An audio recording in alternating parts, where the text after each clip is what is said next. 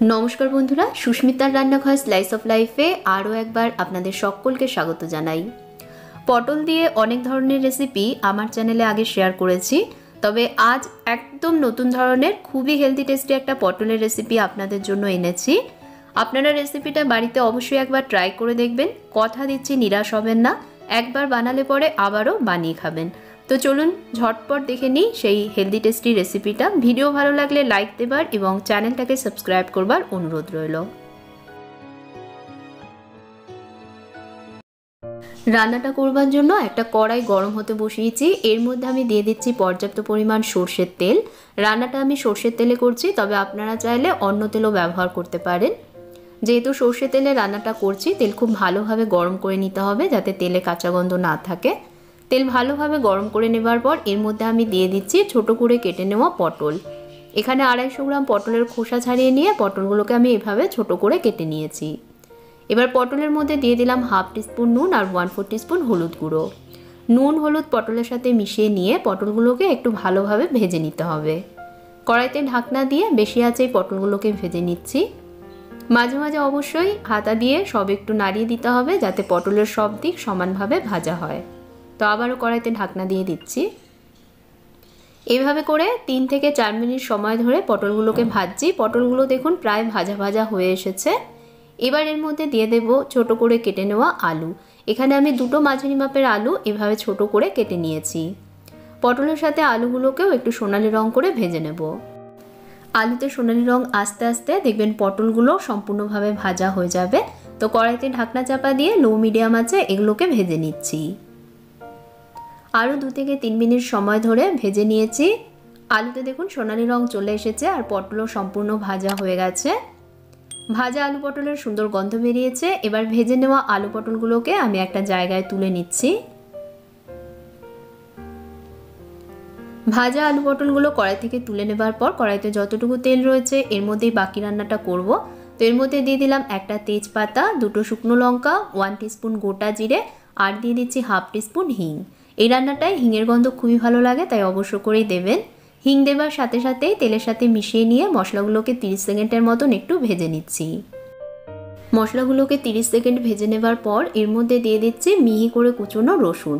4-5 কোয়া রসুন একদম মিহি করে কুচিয়ে নিয়েছি, কড়াইতে দিয়ে দিলাম। এবার এগুলোকেও একটু ভেজে নেব, তবে একদম লাল করে রসুন ভাজতে হবে না, জাস্ট রসুনের কাঁচা গন্ধ না যাওয়া অবধি ভেজে নিতে হবে।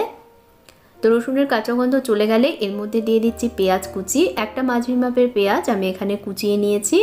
পেঁয়াজ ভেজে নেব যতক্ষণ পেঁয়াজে হালকা বাদামি রং না আসছে ততক্ষণ অবধি পেঁয়াজ ভেজে নিতে হবে। তো মাঝারি আছে পেঁয়াজ ভেজে নিচ্ছি। পেঁয়াজে দেখুন হালকা বাদামি রং চলে এসেছে।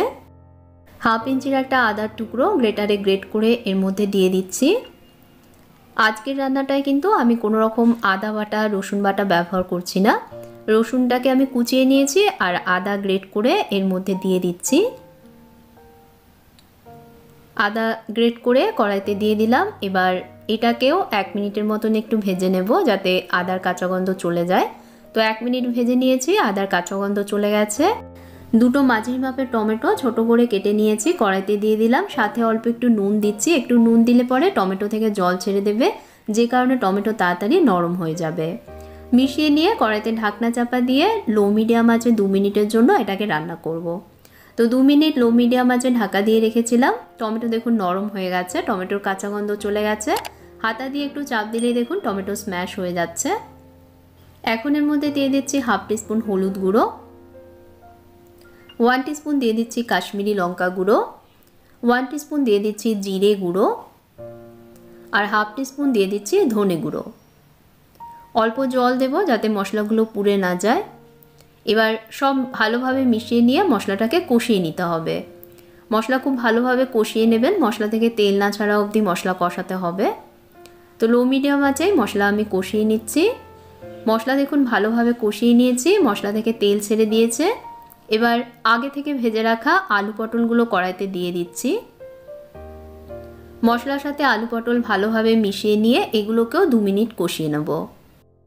তো 2 মিনিট মশলার সাথে আলু পটল কষিয়ে নিয়েছি। এখন এর মধ্যে দিয়ে দেব কুচনো পালং শাক। খুব ভালোভাবে শাক ধুয়ে নেবার পর এভাবে কুচিয়ে নিয়েছি। তো কড়াইতে আমি 1 বাটি কুচনো পালং শাক দিয়ে দিচ্ছি আপনারা সবাই জানেন পালং শাক পুষ্টিগুণে ভরপুর, খুবই হেলদি একটা শাক, আমাদের স্বাস্থ্যের জন্য খুবই উপকারী। এর মধ্যে প্রচুর পরিমাণে আয়রন থাকে। তো মিশিয়ে নিয়ে কড়াইতে ঢাকনা দিয়ে লো মিডিয়াম আঁচে 2 মিনিট এটা রান্না করব। 2 মিনিট লো মিডিয়াম আঁচে ঢাকা দিয়ে রান্না করেছি। শাক থেকে দেখুন বেশ অনেকটা জল ছেড়েছে। এই জল না শুকানো অবধি আরও 2 মিনিট এটাকে এভাবে করে কষিয়ে নেব। তো আরও 2 মিনিট কষিয়ে নিয়েছি। শাক থেকে যতটা পরিমাণ জল বেরিয়েছে সেটাও দেখুন শুকিয়ে গেছে। এখন এর মধ্যে দিয়ে দিচ্ছি চেরা কাঁচা লঙ্কা। এখানে আমি 2-3টে কাঁচা লঙ্কা চিড়ে নিয়েছি। আরও একটু নুন দিয়ে নুন অ্যাডজাস্ট করে নিচ্ছি, টেস্ট করে দেখে নিয়ে তারপর সেই বুঝে নুন দেবেন। হাফ টিস্পুন এর মধ্যে দিয়ে দিচ্ছি চিনি, তবে চিনি সম্পূর্ণ অপশনাল। চিনি দিলে পরে এটা মিষ্টি হবে না, টেস্ট ব্যালেন্স করবে। এবার এর মধ্যে দিয়ে দিচ্ছি পরিমাণ মতন গরম জল। যেহেতু এই রান্নাটা একটু গামাখো হবে তাই জলের পরিমাণটা কম করে দিতে হবে। তো আমি আগে থেকেই জল গরম করে রেখেছিলাম, সেটার মধ্যে দিয়ে দিলাম। আমি এখানে প্রায় হাফ কাপ মতন গরম জল দিয়েছি। সব ভালোভাবে মিশিয়ে নিয়ে কড়াইতে ঢাকনা চাপা দিয়ে লো মিডিয়াম আঁচে 10 মিনিট এখন এটাকে রান্না করব। তো 10 মিনিট এভাবে রান্না করে নিয়েছি। আবারও ভালোভাবে সব মিশিয়ে নিচ্ছি আর দেখে নেব আলু সেদ্ধ হয়েছে কিনা। হাতা দিয়ে একটু চাপ দিলেই দেখুন আলু 2 টুকরো হয়ে যাচ্ছে, মানে আলু সেদ্ধ হয়ে গেছে। এবার এর মধ্যে দিয়ে দিচ্ছি হাফ টিস্পুন গরম মশলা গুঁড়ো, 1 টিস্পুন দিয়ে দিচ্ছি কসুরি মেথি। কসুরি মেথি দেবার আগে হাতে এইভাবে একটু ডলে নিয়ে দিয়ে দিচ্ছি। সব ভালোভাবে মিশিয়ে নিয়ে আরও 2 মিনিটের জন্য এটাকে রান্না করব। তো কড়াইতে ঢাকনা দিয়ে গ্যাসের আঁচটা একদম কমে করে দিয়ে 2 মিনিট রান্না করছি। 2 মিনিট রান্না করে নিয়েছি। সবশেষে এর মধ্যে দিয়ে দিচ্ছি 1 মুঠো কুচনো ধনেপাতা। ধনেপাতা কুচি দেবার পর আবারও সব মিশিয়ে নিলেই তৈরি হয়ে যাবে হেলদি টেস্টি পালং শাক দিয়ে পটলের তরকারি। গরম গরম ভাত এবং রুটির সাথে খুবই ভালো খেতে লাগে। আশা করছি আজকের এই একদম নতুন ধরনের হেলদি টেস্টি রান্নাটা আপনারা বাড়িতে নিশ্চয়ই ট্রাই করবেন। ট্রাই করলে পরে কমেন্ট করে জানাতে ভুলবেন না কেমন লাগলো। আর আশা করছি ভিডিওটা ভালো লেগেছে। ভালো লেগে থাকলে প্লিজ লাইক দিতে ভুলবেন না, ভিডিওটা শেয়ার করবেন এবং আমার চ্যানেলে নতুন বন্ধু হলে অবশ্যই চ্যানেলটাকে সাবস্ক্রাইব করে নেবেন। দেখা হবে তাহলে আর একটা নতুন রেসিপির সাথে। আপনারা ভালো থাকবেন, ভালো রাখবেন। ধন্যবাদ।